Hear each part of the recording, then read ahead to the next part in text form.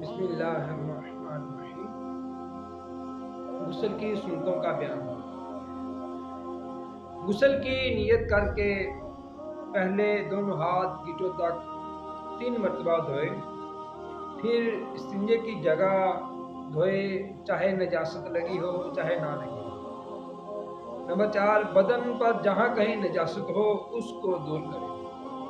Number 5، نماز کا سب وضو کرے مگر پاؤں نہ دھوئے۔ اگر چوکی یا تختے یا پتھر پر نہائے تو پاؤں بھی دھو لے۔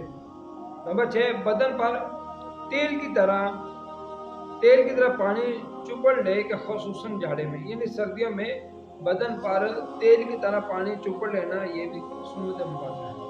نمبر 7، 3 مرتبہ دائیں مونڈے پر پانی بہائے۔ نمبر 8، بائیں مونڈے پر 3 مرتبہ پانی بہائے۔ نمبر 9، سر پر اور تمام بدن پر 3 مرتبہ پانی بہائے۔ نمبر 10، غسل کرنے کی جگہ سے الگ ہو جائے، اور اگر وضو کرنے میں پاؤں نہیں دھوئے تھے تو اب دھو لیں، یہ بھی سنت ہے۔ نمبر 11، نہانے میں قبلہ رو نہ ہو۔ نمبر 12، تمام بدن پر ہاتھ پھیرنا، یہ بھی سنت ہے۔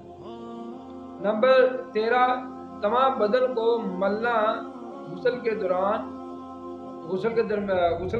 یہ بھی سنت ہے۔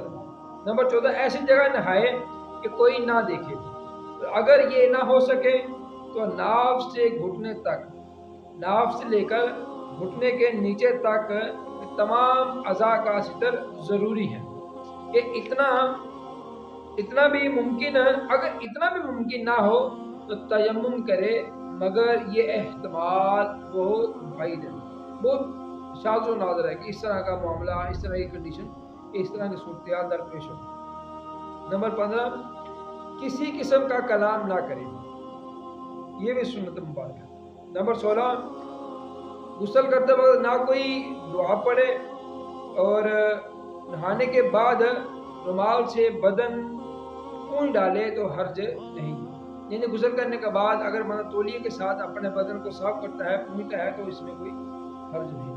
مسئلہ، اگر غسل خانے کی چھت نہ ہو یا ننگے بدن نہائے، بشرطے کہ احتیاط کی جگہ پر ہو تو کوئی حرج نہیں۔ ہاں، عورتوں کو بہت زیادہ احتیاط کی ضرورت ہوتی ہے، اور عورتوں کو بیٹھ کر نہانا بہتر ہے۔ بعد نہانے کے فوراً کپڑے پہن لے، اور وضو کے سنن و مستحبات غسل کے سنن و مستحبات ہی ہیں، مگر ستر کھول کر قبلے کو منہ کرنا نہ چاہیے۔ جب ستر کھلا ہوا ہو اس وقت قبلے کی طرف رخ کرنا، اس طرح نہیں کرنا چاہیے، اور اگر تہمت باندھا ہوا ہو تو پھر قبلے کی طرف رخ کرنے میں حرج نہیں۔ مسئلہ، اگر بہتے پانی مثلاً دریا یا نہر میں نہایا تو تھوڑی دیر اس میں رکنے سے، دریا یا نہر میں تھوڑی دیر اس میں رکنے سے 3 بار دھونے اور ترتیب اور وضو یہ سب سنتیں ادا ہو جائیں گی۔ اس چیز کی بھی ضرورت نہیں کہ اعضاء کو 3 مرتبہ اس نہر میں یا دریا میں حرکت دے۔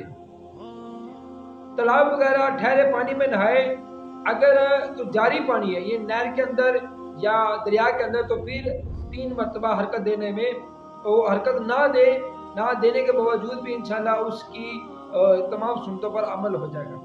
آگے فرماتے ہیں، اگر ٹھہرا پانی ہو، تالاب ہو، تو پھر کیا کرے؟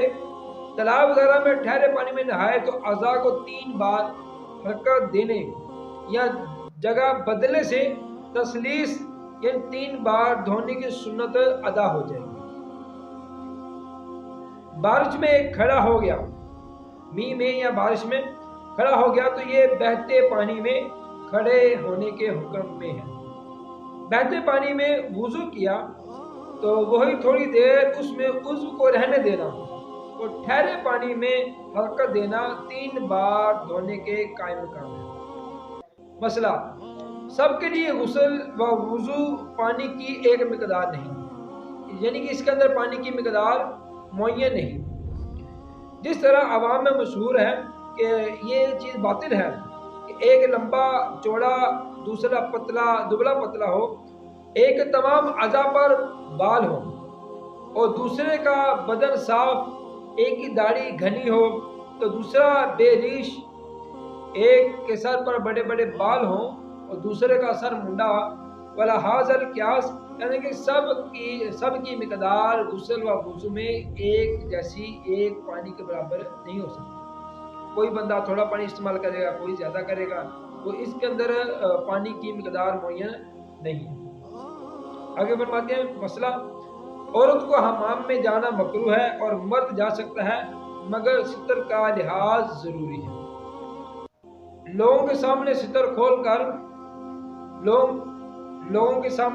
کھول کر نہانا حرام ہے۔ مسئلہ، بغیر ضرورت صبح تڑکے حمام کو نہ جائے ایک مخفی امر لوگوں پر ظاہر ہو۔ اللہ تعالیٰ عمل کی توفیق۔